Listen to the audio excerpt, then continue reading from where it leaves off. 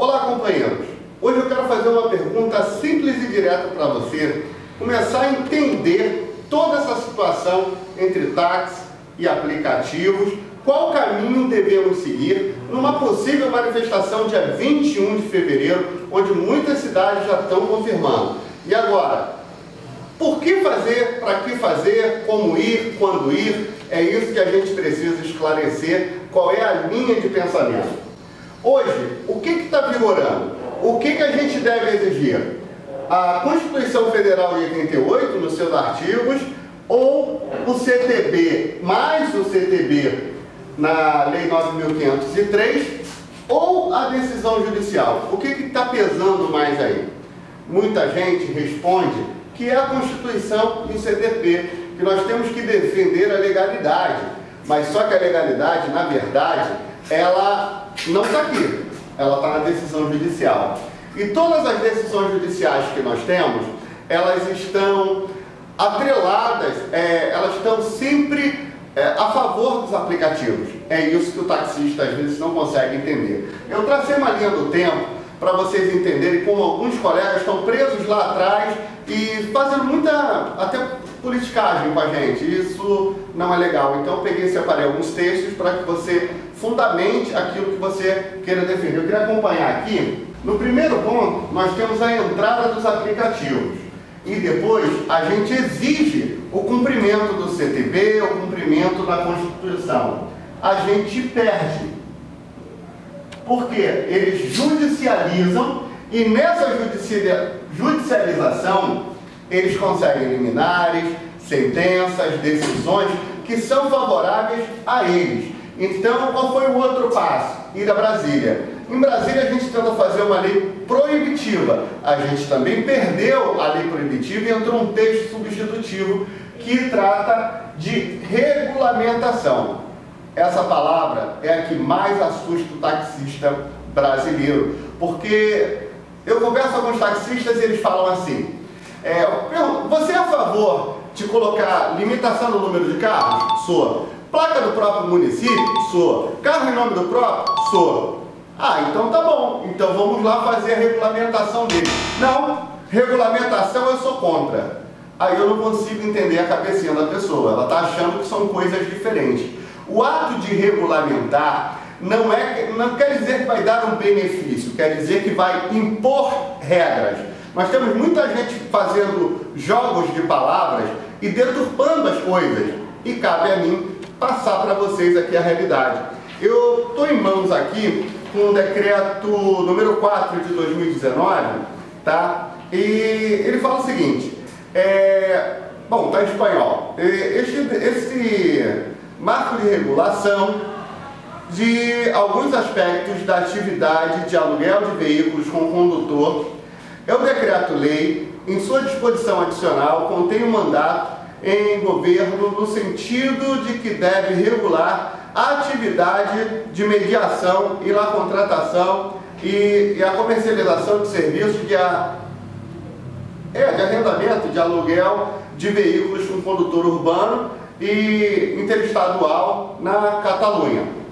O que ele coloca aqui? Uma das regras que ele destaca, e eu anotei que ele destaca, é o seguinte, é a limitação de 15 minutos. O passageiro chamou o aplicativo lá, o Uber, o Cabify, ele só pode ser atendido por no mínimo 15 minutos depois da solicitação. E esse carro ele não pode ficar na rua, ele tem que ficar dentro de uma garagem, acomodado dentro de um estacionamento. Aí dentro desse estacionamento a pessoa recebe a solicitação e 15 minutos depois ela chega para atender o cliente. Então, por exemplo, essa regra, essa regulamentação foi o fator determinante para a Uber e Cabify falar, não, eu não aceito essas regras, então eu vou embora, tá? O pessoal tem muita medo do seguinte, se eles não cumpriram o CTB, não cumpriram a Constituição, foram para a Justiça e ganharam, como é que funciona isso? Eu destaquei dois artigos aqui do CTB, que a turma fala muito,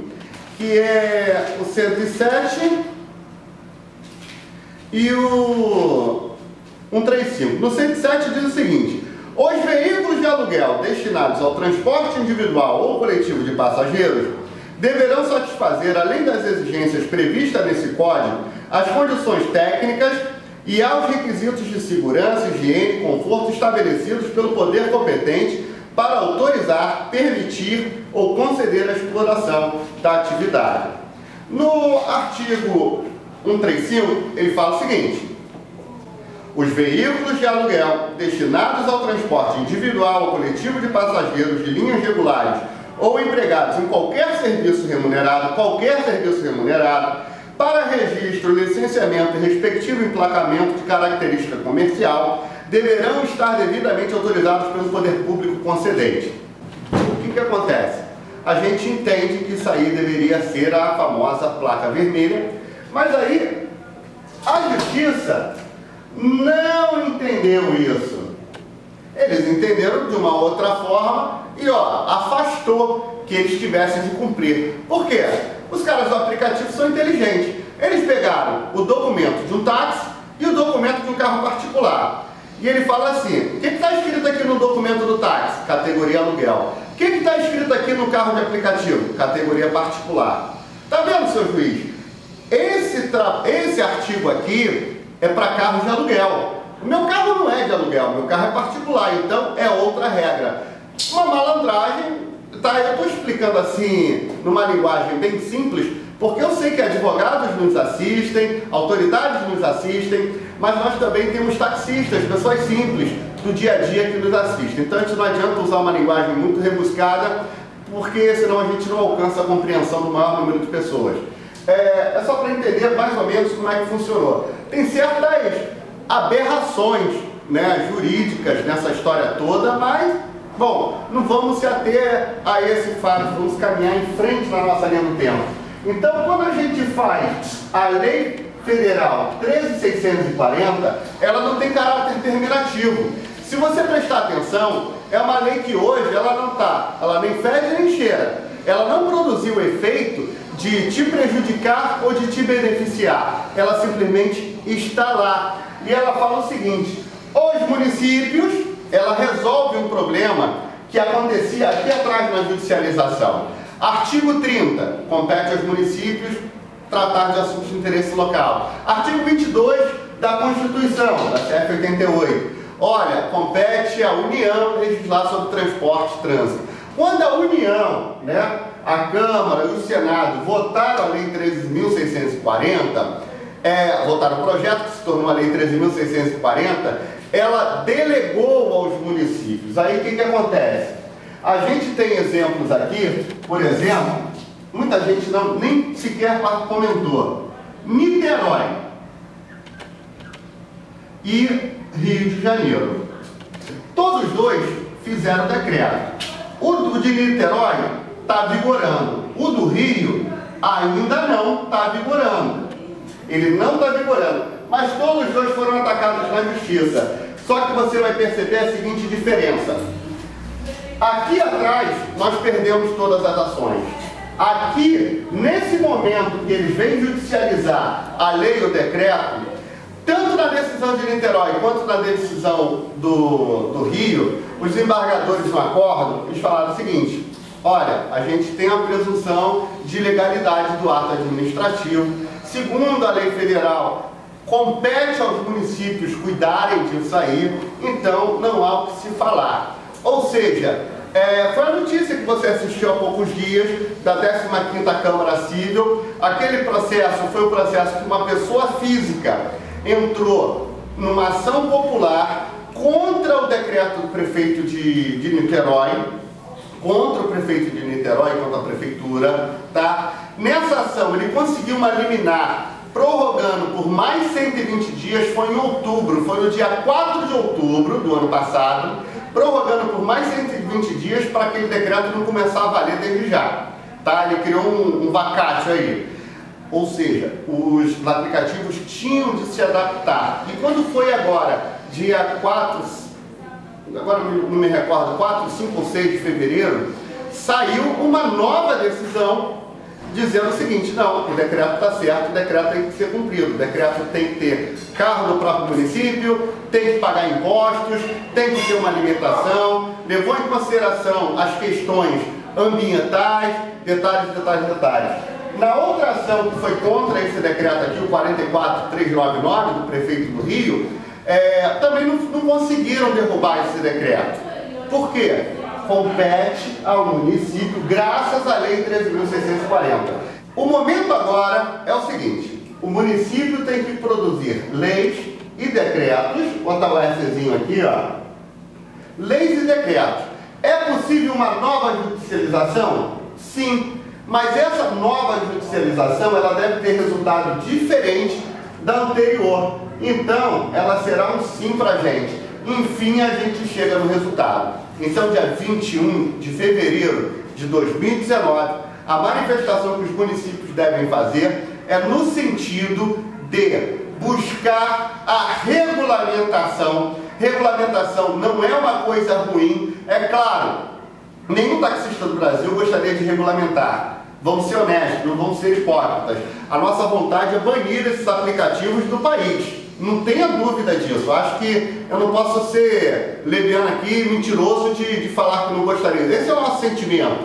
Vamos ser bastante claros. Porém, contudo, todavia, aí, as circunstâncias da vida nós temos que regulamentar. Eu só não consigo entender o seguinte: nessa categoria de táxi do Brasil, tem gente que está querendo discutir aqui.